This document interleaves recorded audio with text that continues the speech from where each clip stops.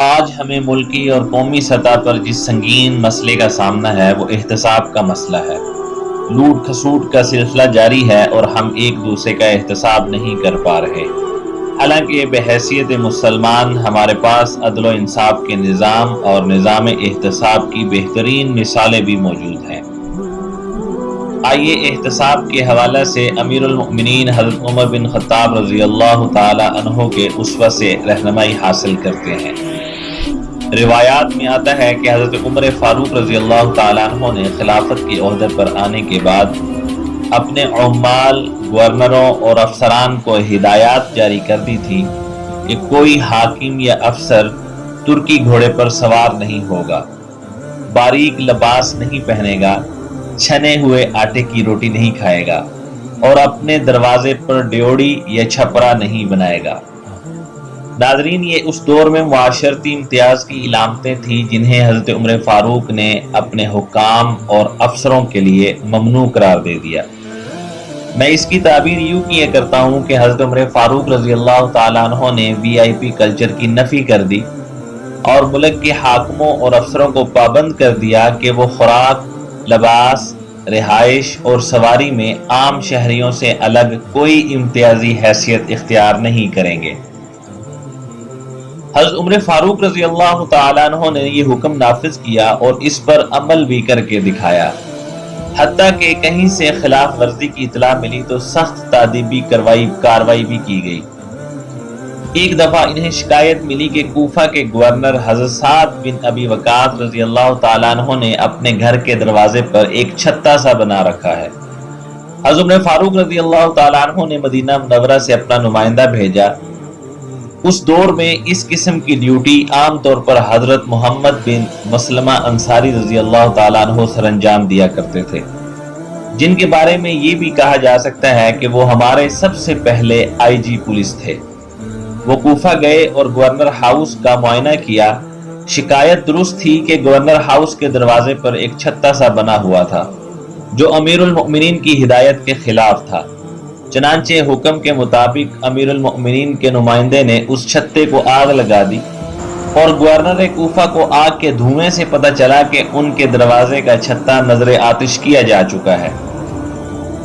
اسی طرح ایک اور گورنر حضرت ایاز بن غنم رضی اللہ تعالیٰ عنہ کے بارے میں شکایت ملی کہ انہوں نے باریک لباس پہننا شروع کر دیا ہے۔ وہ جزیرہ مصر کے گورنر تھے۔ حضرت عمر فاروق رضی اللہ تعالیٰ عنہ نے مدینہ منورہ سے اپنا نمائندہ بھیجا اور اسے ہدایت کی کہ اگر گورنر جزیرہ نے عام لوگوں سے مختلف لباس پہن رکھا ہوا تو اسی حالت میں انہیں مدینہ منورہ لے آؤ۔ تفتیشی افسر جزیرہ پہنچا اور گورنر صاحب کو دیکھا کہ واقعی انہوں نے باریک لباس پہن رکھا ہے، چنانچہ انہیں اسی کیفیت میں مدینہ منورہ لے جایا گیا۔ حضرت عمر فاروق رضی اللہ تعالیٰ عنہ نے انہیں سرزنش کی اور بطور سزا بکری کے بالوں سے بنا ہوا چوغا پہنا کر 6 ماہ تک بیت المال کی بکریاں چرانے کا حکم دیا۔ گورنر جزیرہ حضرت ایاز بن غنم رضی اللہ تعالیٰ عنہ نے یہ سزا بھگتی اور اس کے بعد پھر اپنے عہدہ پر بحال ہو کر جزیرہ واپس چلے گئے۔ احتساب اس کا نام ہے اور حضرت عمر فاروق رضی اللہ تعالیٰ عنہ نے اس کی واضح مثال پیش کی، لیکن وہ یہ احتساب اس لیے کر پائے تھے کہ قواعد و ضوابط کی خود بھی پابندی کرتے تھے اور انہوں نے خود کو اس سے مستثنا بھی رکھا ہوا تھا۔ روایات میں آتا ہے کہ حضرت عمر فاروق رضی اللہ تعالیٰ عنہ ایک بار بیمار ہو گئے، آنتڑیوں میں سوزش تھی۔ معالجوں نے دیکھا تو کہا کہ خشک روٹی کھاتے کھاتے انتڑیوں میں خشکی ہو گئی ہے، چند روز زیتون کا تیل استعمال کریں تو شکایت دور ہو جائے گی۔ فرمایا کہ میرے پاس تو زیتون کا تیل استعمال کرنے کی گنجائش ہی نہیں ہے۔ کسی نے کہہ دیا کہ حضرت بیت المال میں زیتون کا تیل موجود ہے، وہاں سے لے لیں۔ بیت المال کے انچارج کو بلایا گیا اور پوچھا گیا کہ سرکاری خزانے میں زیتون کا تیل موجود ہے؟ اس نے کہا کہ خاصی مقدار میں موجود ہے۔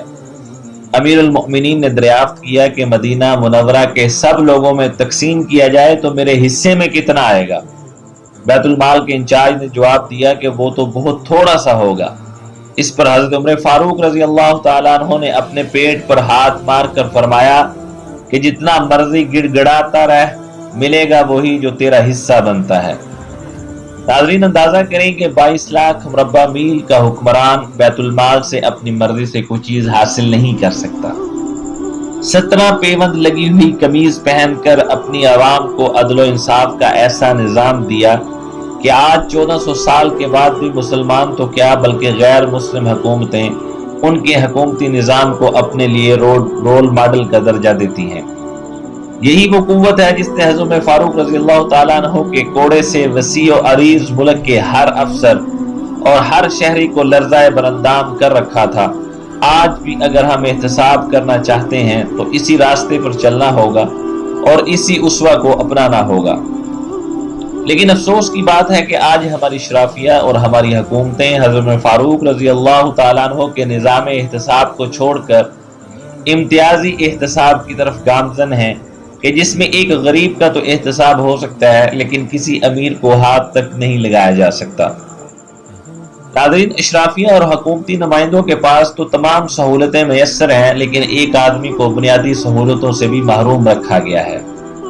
بحیثیت اسلامی جمہوریہ پاکستان کے نمائندہ ہونے کی حیثیت سے ہماری حکومتوں پر لازم ہے کہ وہ اسلامی حکومتی اقدار کی پاسداری کریں اور اپنے ماتحتوں کے تمام حقوق کا خیال رکھیں، کیونکہ حدیث مبارکہ کے ایک مفہوم کے مطابق اللہ تعالیٰ قیامت والے دن ایک امیر سے اس کی رعایا کے بارے میں سوال کریں گے کہ اس نے اپنے رعایا کا کیسے خیال رکھا۔ لیکن لگتا یہ ہے کہ ہمارے حکمران اسلامی روایات سے دور دور تک ناواقف ہیں۔ اللہ تعالیٰ ملک پاکستان اور یہاں کی عوام پر اپنا خاص فضل فرمائے اور ہمیں ایسے حکمران نصیب فرمائے جو اسلامی روایات کے مطابق ملک و ملت کی خدمت کر سکیں۔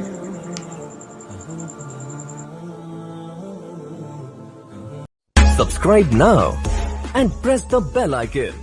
Never miss an update.